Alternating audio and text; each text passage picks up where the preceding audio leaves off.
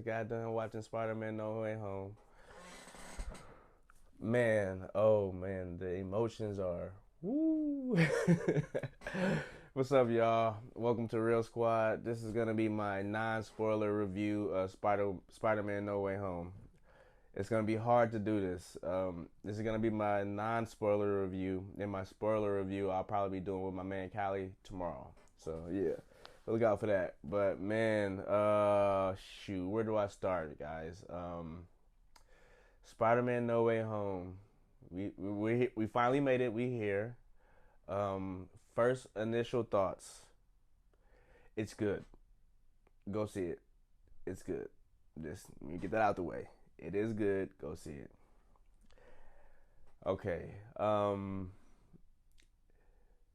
You have your Spider-Man who is kind of going through the motions because of what happened right after part two. Far From Home. Was it Homecoming? Whichever. The one with Mysterio. At the very end, he tells everyone who Peter Parker is. So the first half or a quarter of the movie, it kind of is dealing with that.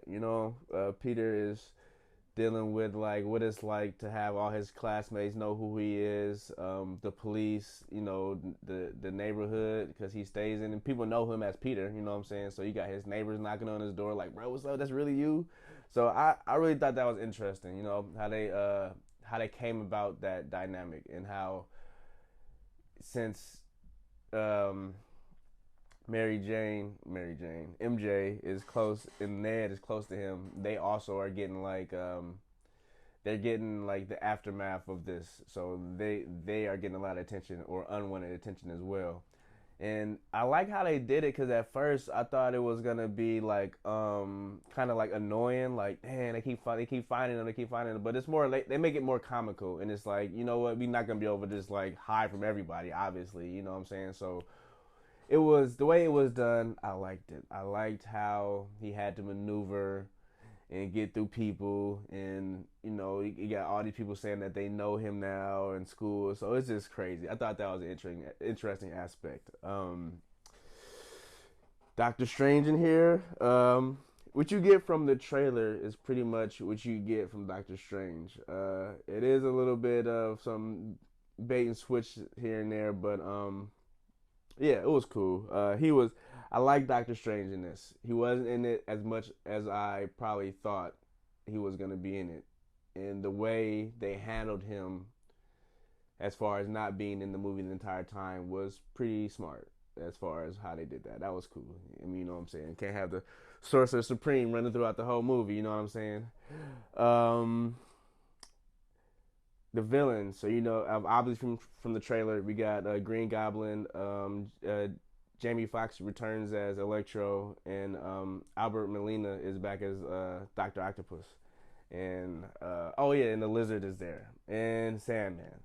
So the juggling of the villains.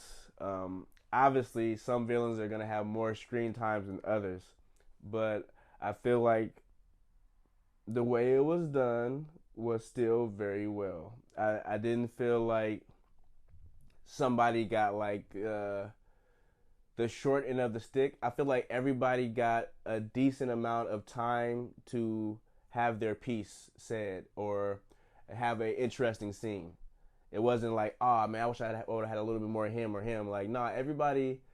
Once you sit there and think about it, everybody had a really decent amount of time to get their point across, um, or to become interesting. Everybody had the opportunity, and with the time they were given, the villains killed it. If I can nitpick with anything, I would say Kirk Connors as the Lizard probably could have had just a tiny bit more, but nah, man, he was fine. Or even with the Sandman, I feel like if they would have threw too much in there, it would have got bloated, and it would have been everywhere. You know what I'm saying? Um, and I find that it's interesting that how the villain's memory is working after they get pulled into our world.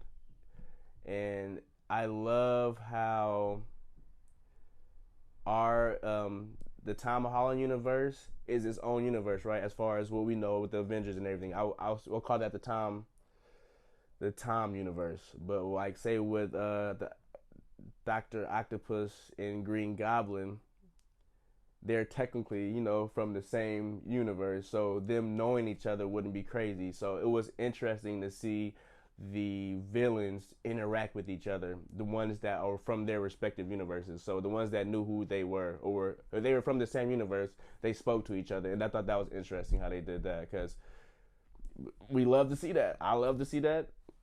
It was just great. You know what I'm saying? Just get away from it. But whoo, man, this was a long time coming. Not throughout the weeks or years that have been coming out. You've been getting rumblings like, oh, this is like a SpiderMan's Endgame. You know what I'm saying? And after seeing it, it's up there. It's definitely up there as far as being one of those ones. Like, I'm gonna remember this one. And like I said, I saw it one time. I'm gonna see it again. I gotta let it sit for a while. But right now, I'm like on cloud nine. You know what I'm saying? I'll just say that. So I'm loving this, man. I can't wait to see it again. I wish I could go into more detail. Aunt May was really good. MJ, Zendaya did really well as MJ. Ned, of course, funny. It was funnier than I expected too. I enjoyed myself. I was laughing a lot, and like I said, it get to those moments, it starts pulling at those heartstrings, man, and I was getting emotional. It was crazy. I'm like, they doing this. They really doing this. So yeah, man, like you guys have to check this out. I don't want to it's so hard not to go into like spoilers with this. You know what I'm saying? So I want to keep it really light. But I enjoyed the movie. If I can scale it on a scale of 1 to 10, let's see. Mind you, this is the first day, so I'm still fresh. So I'm gonna let me see. Spider-Man: No Way Home. I'm gonna go ahead and give it. I'm gonna give it a 9. I think it's like a 9.5. It's close to a 10. Like I said, I gotta watch it again. Like I'm still I'm biased. I'm a super fan. You know what I'm saying? Of just heroes in general, just comic book movies in general. I'm a huge fan. So it always takes a little bit more time for it to settle on me, so I can give it a more honest score. But I think, damn, I might even go up to a 10. You know what I'm saying? Like right now, I'm at a 9. I'm gonna stay at a 9 because I'm comfortable. Because like I said, I got my nostalgia glasses on, and like it's hard for me to grade. So yes, appreciate you guys for coming through. Like I said, this is just a quick review. The spoiler review, the detail review is coming tomorrow, so stay tuned for that. Like, comment, and subscribe. If you've seen it already, comment below. Try to keep the spoilers out of the comments if you can, but just let me know what you thought of the movie, how you liked it, what you give it on a scale of 1 to 10. Comment below. Thank you for coming through. Real Squad. See you soon. Whew. Man.